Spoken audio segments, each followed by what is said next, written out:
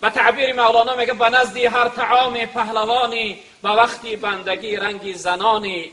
روی صحرا به عزم بیل دسته، به مسجد می شود پایت شکسته.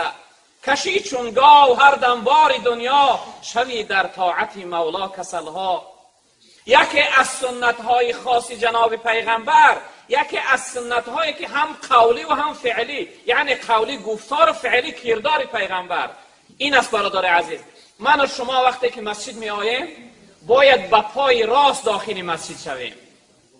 برادر عزیز بزرگوار، کدام از من و شما این لحظه جهاز حاضر شدیم در فکر بیاریم که با کدام پامون داخل مسجد شدیم؟ ما عبادت آمدیم، مسجد آمدیم، جای آمدیم که چی هست؟ جای عبادت و بندگی هست.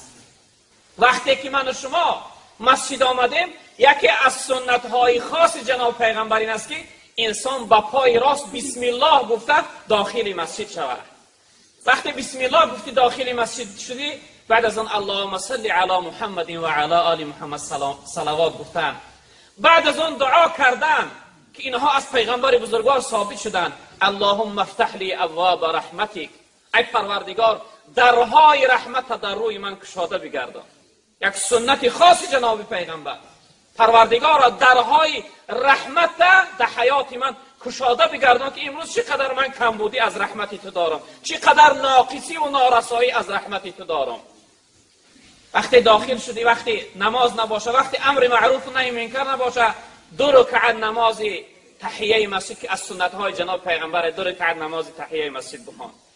اگر وقتی مانع صلات نباشه، وقتی میخواهی دوباره از مسجد بیرون شوی، باید اهمیت بدی که با پای چپ از مسجد بیرون شوی. این سنت های جناب پیغمبر است برادران عزیز.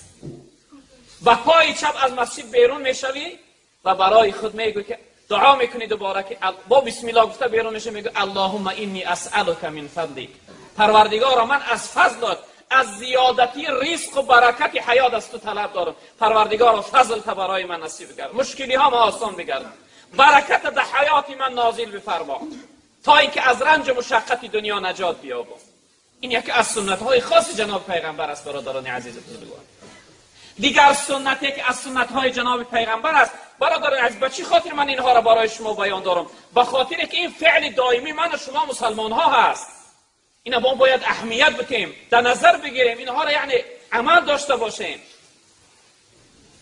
دیگر سنتی که امروز از حیات ما دور شده است برادران عزیز بزرگوار، بیت الخلا که ما و شما حاجت خانه میگوییم. روز چند بار داخل میشه میبرای، چی به خاطر طهارت کردن باشه، چی به خاطر قضای حاجت باشه، داخل میشه میبرای. وقتی حاجت خانه داخل شدنی شدی، باید با پای چپ داخل شوی. پیش از داخل شدن باید بگویی که اللهم انی اعوذ بک من الخبث والخبائث، پروردگارا من از تو پناه طلب میکنم از غژدی و غژدی ها. البته حاجت خانه بیت الخلا جای غژدی است، جای نجاست است، جای ناپاکی هست. پیش از داخل شدن بگو ای پروردگار چند لحظه ای که من در اون حالت ناپاکی و جای بد هستم من نگه بدار، پروردگار من در غفلت نگذار. وقتی داخل شدی، قضای حاجت کردی، طهارت شکستی، طهارت کردی، بیرون شدی، وقتی بیرون شدن با پای راست باید بیرون شدی.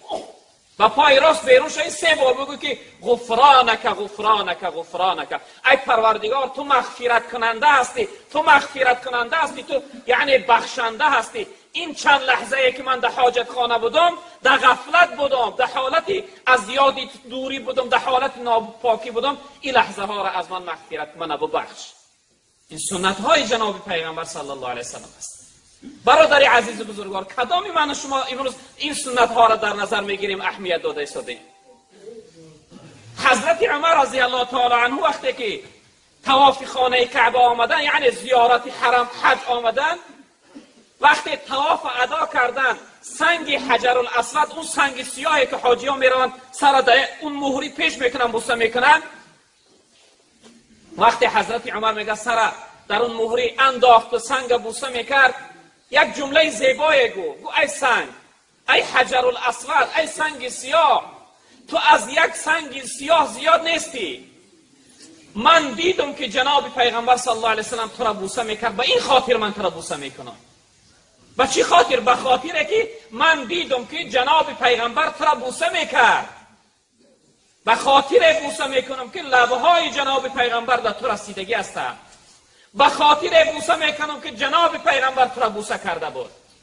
اینا اطاعتی از سنت میگویند. یعنی قدم حضرت عمر قدمش در جایی میگذاره که پیغمبر بزرگوار قدم گذاشته است، عمل کاری را انجام میده که پیغمبر بزرگوار صلی الله علیه وسلم انجام داده است. دیگر سنت از سنت های جناب پیغمبر صلی الله علیه وسلم، برادران عزیز بزرگوار، خوب اهمیت بده و در حیاتون در روزهای آیان این جمله ها را عملی کنید. دیگر سنت از سنت های جناب پیغمبر صلی الله علیه وسلم روز دوشنبه و پنجشنبه روزه گرفتن که یکی از عملهای یعنی نافله هست. برادران بزرگوار من، جناب پیغمبر صلی الله علیه وسلم پرسیدن از روزه گرفتن روز دوشنبه، گفتن یا رسول الله به چی خاطر شما روزای دوشنبه و پنجشنبه روزه میگیرید؟ جناب پیغمبر صلی الله علیه وسلم گفتن که روز دوشنبه روزی هست که من در این روز تولد شدم، فیه ولدت فیه و فیه انزل علی. گفتن این روز دوشنبه روزی هست که در این روز من تولد شدم، به خاطر اینکه خداوند در این روز من به دنیا را آورده است، من روز دوشنبه را روزه میگیرم. برادر بزرگواری من، کدام من از شما روز دوشنبه و پنجشنبه امروز روزه میگیریم؟ متاسفانه خیلی کمی در کم. بعضی از حاجی ها و بعضی از چیزها را ببینی خیر نباشه در عامه این روزه دوشنبه و پنجشنبه از بین بالکل رفتگی است. این یکی از سنت های نافله جناب پیغمبر است. و از روزه گرفتن روز پنجشنبه جناب پیغمبر را پرسیدن، جناب پیغمبر صلی الله علیه و سلم که تعرض الاعمال یوم الاثنین والخمسین فاحب ان یعرض عملی و انا صائم. تن روز دوشنبه و پنجشنبه روزی هست که در این روز عملهای یک هفتهینه انسان ملائکه در نزد خداوند نمایان میکنند. یعنی یک هفته من و شما چی عبادت کردیم، چی حرکت کردیم، خداوند نامه اعمال ما را نظر میکرده است، یک هفتهینه عملهای ما را. جناب پیغمبر گفتن وقت خداوند نامه اعمال من را نگاه کرد، من دوست میدارم که اون لحظه من روزدار باشم. محدثا یک مثال میارن این حدیثه. اگر شما اهمیت داده باشید وقتی یک انسان محاکمش باشه، سر سوتش باشه، اون سودیه یعنی اون دفتر عملهاش نگاه میکنه و انسان جنایتکار نگاه میکنه، یعنی در هر عملش نگاه میکنه و انسان نگاه میکنه. رب العالمین هم این چنین در هر عملی من و شما وقتی نامه اعمال نگاه میکرده، حالت من و شما را نگاه میکرده کدام حالت هستیم. و همین خاطر جناب پیغمبر گفتن که روز دوشنبه و پنجشنبه روزهایی هستند که عملهای یک هفته اینه من ملائکه در نزد خداوند نشان میدهند. وقتی خداوند عملها من نگاه میکنه، من دوست میدارم که روزدار باشم. برادر عزیز بزرگوار من، اکنون فهمیدی که حکمت روزه گرفتن دوشنبه و پنجشنبه چی بوده؟ قصد کن بعد از این، والله قسم این روزه گرفتن تبابت از خودش برای انسان. شاید بعضی انسان ها دلیل کنن که من از زورم نمیرسه، کارم وزین است. ببین امروز چقدر روزها کوتاه هستند. در یک روایت جناب پیغمبر صلی الله علیه و سلم گفتن که در زمستان برای امتهای من برای عبادت کردنشون دو خوبی هست، دو نیکی هست در فصل زمستان برای عبادت کردن امتهای من. روزهاش کوتاه هستند برای روزه گرفتن، شبهاش دراز هستند برای نماز خواندن. برادر عزیز ببین، روز تا ای میگه که بیگاه میشه، این شب روز ساعت 5 ناشده برای من شما شام میشود. شبهاش چقدر طولانی هستند، سیر خواب میکنی و یعنی میشه که وقتی که نماز تهجد بخونه که یکی از سنت های جناب پیغمبر، سنت خاص جناب پیغمبر تهجد است، نماز شب خواندن. متاسفانه کدام من از شما امروز نماز تهجد میخونیم؟ اینها سنت هایی هستند که از جامعه ما دور شدن. برادر عزیز، بیا امروز ما این سنت های پیغمبر رو دوباره زنده کنیم. وقتی ما دعوای امتی داریم، ما وقتی دعوا میکنیم که جناب پیغمبر رو دوست میداریم، باید این سنت هاش زنده کنیم. جناب پیغمبر صلی الله علیه و سلم من احیا سنتی فقط احبنی و من احبنی کان معی فی الجنه. هر شخصیتی که سنتی من زنده کرد و من دوست داشته است، هر شخصیتی که من دوست داشت همراهی من در جنت است. و این خاطر من و شما برادران عزیز بزرگوار این قصد باید داشته باشیم که دوباره این سنت های پیغمبرمون زنده میکنیم، نمیگذاریم که از بین بروند. و دیگر سنت از سنت هایی که جناب پیغمبر صلی الله علیه وسلم داشتن و امروز متاسفانه از جامعه ما دور شده است، این مسواک است برادران عزیز بزرگوار. مسواک چویه که امروز شاید قیمتش 50 روبل یا 100 روبل روسی باشد. خدا قیمت این است که انسان دیگه طاقت و یعنی قوت خریدنش نداشته باشد. مسواک چو یک چوبه هست که اون دهان پاکیزه میکنی. چقدر جناب پیغمبر صلی الله علیه وسلم مسواک دوست می داشتن.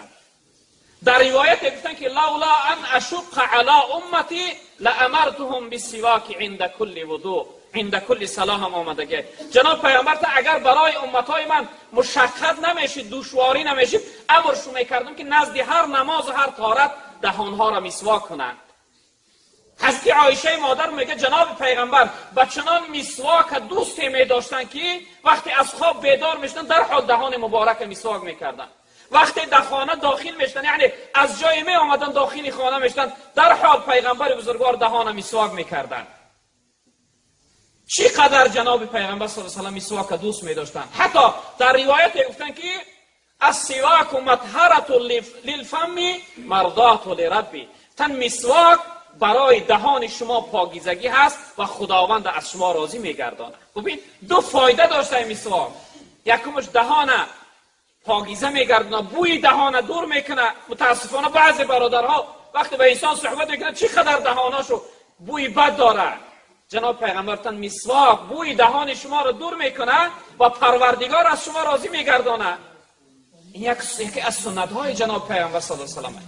حتی در روایت گفته که السواک شفاء لكل داء، تن مسواک و تمام دردهای شما را شفا هست. دندان یعنی تبابت دندانها را سفید میکنه، بوی دهان دور میکنه، ویخهای دندان را مستحکم میکنه، حتی به معده را فایده داره مسواک کردن. که متاسفانه امروز این سنت جناب پیغمبر صلی الله علیه وسلم از جامعه دور شده است. برادران عزیز بزرگوار، دیگر سنتی که امروز در جامعه ما عملی نیست، این برادران عزیز بزرگوار نماز ضحی هست که بزرگا و کلانهای ما نماز سر آفتاب میگفتن که اون انسان وقتی آفتاب برآمدن میخونه. این سنتی هست که جناب پیغمبر هرگز در حیاتش ترکش نکرده است. حتی جناب پیغمبر صلی الله علیه وسلم خود یعنی شخصیتشان این عمل انجام میدادن و برای اهل اصحاب امر میکردن که شما نماز ضحی خوانه، نماز اشراق خوانه، نماز سر آفتاب خوانه.